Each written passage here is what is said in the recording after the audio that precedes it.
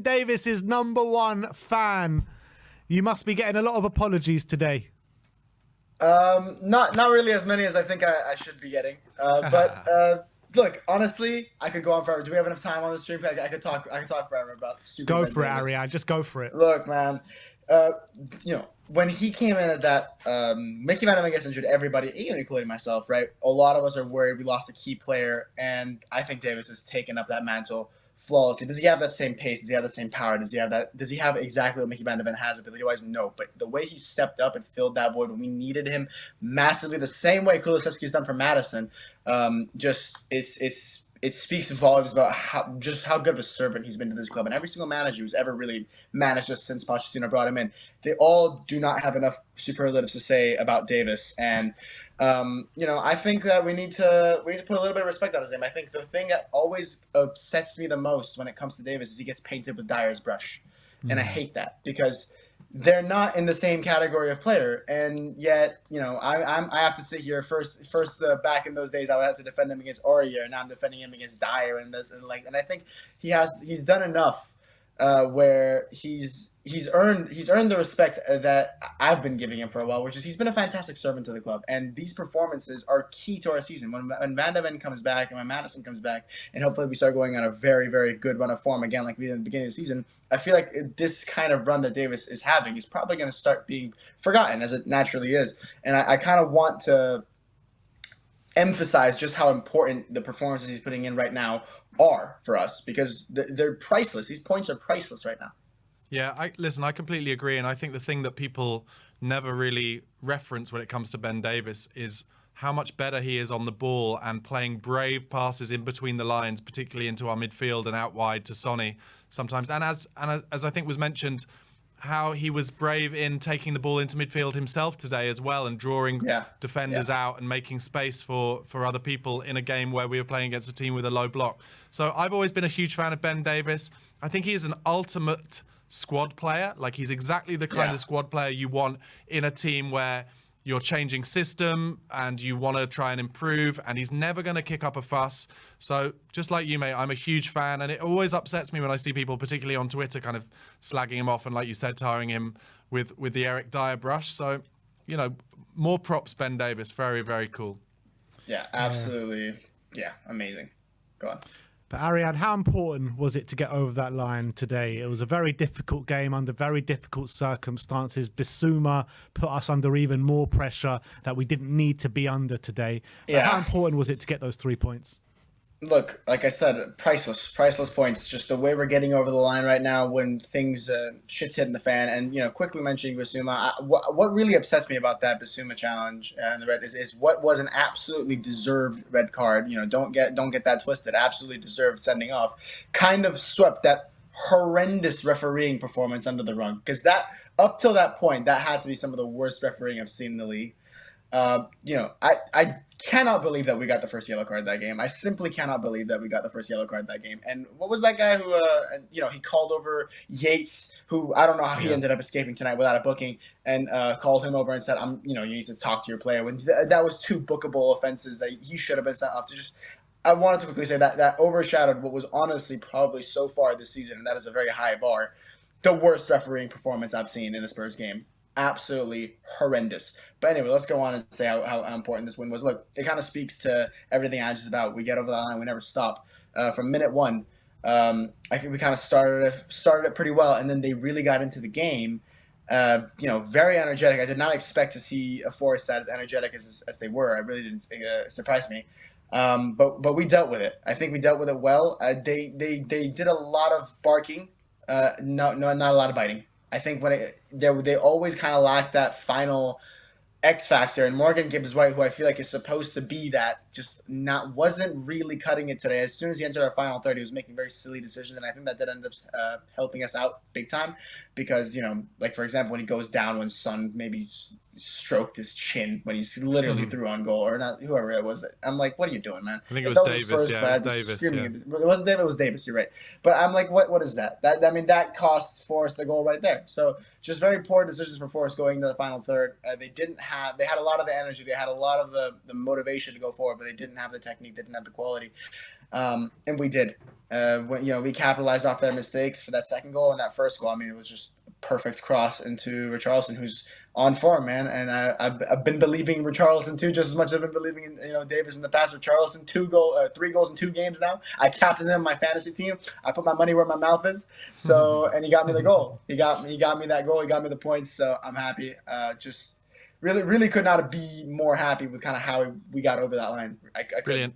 Arian, how do you think the Brennan Johnson injury affected us? Do you think potentially that might have been a very different game? A few people we've spoken to have talked about it being an incredibly boring kind of first half. But do you think a lot of that is down to the fact that Johnson went off and Skip had to come on? Like, how do you think that game would have been different had Johnson stayed on for the whole game? I don't think Johnson was really in the game that much up until his injury. I think he was kind of getting marshaled out. Really, our wing play just wasn't really on it today. I think besides that Son chance that in the very beginning, both our wingers weren't really entering the game until Kulusevski went on the wing. So I don't think Johnson. If anything, Johnson's injury. Kulusevski was in Johnson's position when he crossed it in, so maybe the result would have been different actually if Johnson didn't get injured. So I'm glad he's not concussed though, because I actually confirmed that he is not concussed. So, glad to have for that thing, because I think he's still a very important player to us. I think he's a fantastic player, but I don't think he really was able to get himself into this game.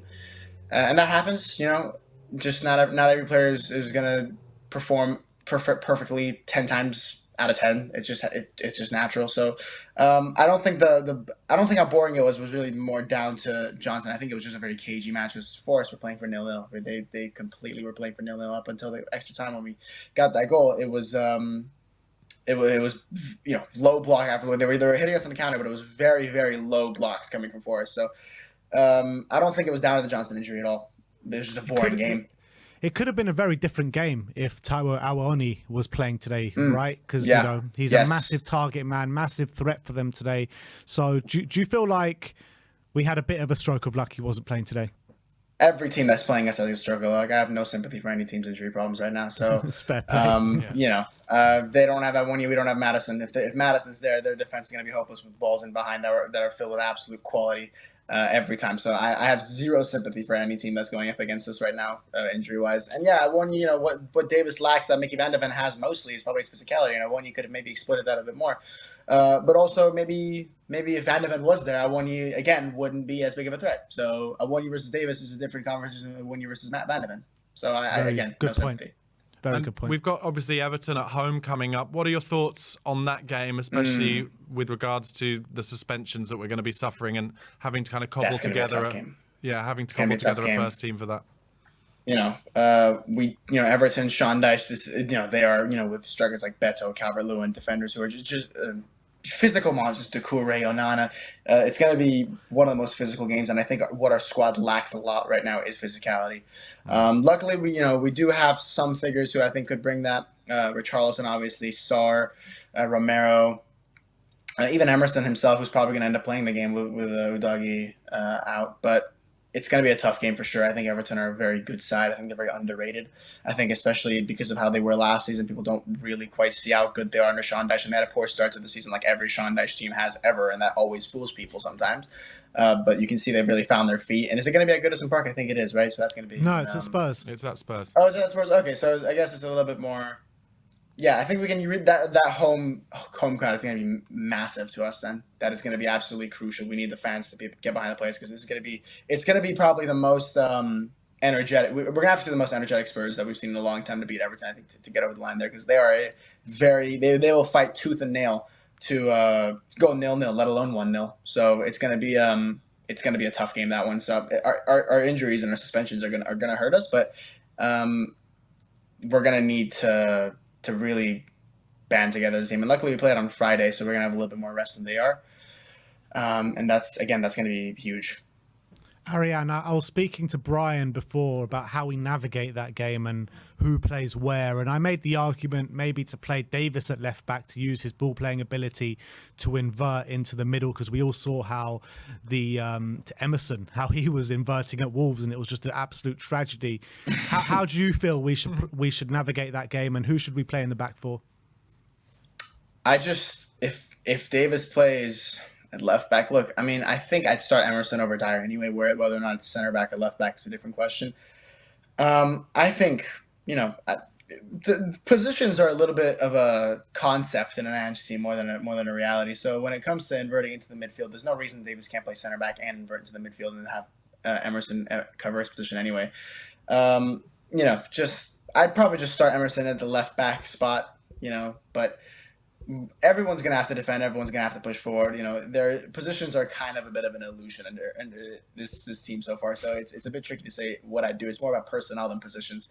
I'd start Emerson for sure. So I just don't want to see Dyer play again. Just he doesn't. Yeah, I have no ill will towards Dyer, but he doesn't have the quality to play in an Ange team. He doesn't. And I don't think he's going to serve us any well to put him under the spotlight again when it doesn't benefit anybody. What's your prediction for that Everton game then? I will always say we're going to win. I'm going to say 3-0. Decent. 3-0. Wow. 3-0. Do you think there's a chance for Dorrington to play? Because Ange did say a few weeks ago that, with the busy schedule coming up, he's going to get his chance. Maybe. But, I don't watch trainings and he does. So I don't know what level Dorrington's at. We haven't seen him on the pitch. So I really don't have anything to judge him off of. But if Ange thinks he's ready, then he's ready. Then I hope so. I think it'd be exciting and get me excited to watch him. But I don't know. Maybe. I hope so. I really do. Because then Davis could play left back kind of really comfortably. So I'd be very excited to see that if it happens, for sure. I think it would be a big one to bring him in against Calvert-Lewin. A very in his physical first game. team, Very right? physical. Yeah. Calvert-Lewin playing number 9 and the other guy you're talking about, what's his name? Beto. That's right. Beto. He's a big guy bully. too. He's a bully. It's true. But Arian, let's finish off on getting your man of the match today. Kulusevski for sure. Even though I love Ben Davis, Kulusevski's a different breed. He's an absolute, especially just every time we go down to 10 minutes, Kulusevski impresses. One of the hardest working players in the Premier League, especially just he's a demon of a player, really. I think he had to get nerfed by God, because if he had pace, this guy would be one of the best players in the world. So, just an absolute hard-working demon engine, never runs out. He's got 3 lungs, and he's got all the quality in the world, technically speaking. He's an absolute beast, man. I think for sure him, 10 men, he really, him and Skip today, I think after the 10 men really kind of made up for it with their hard work. So I would give it to Kulusevski without a shadow of a doubt. Yeah. All right. Arian, pleasure to speak to you as always, my friend. See you course. next time. And as always, come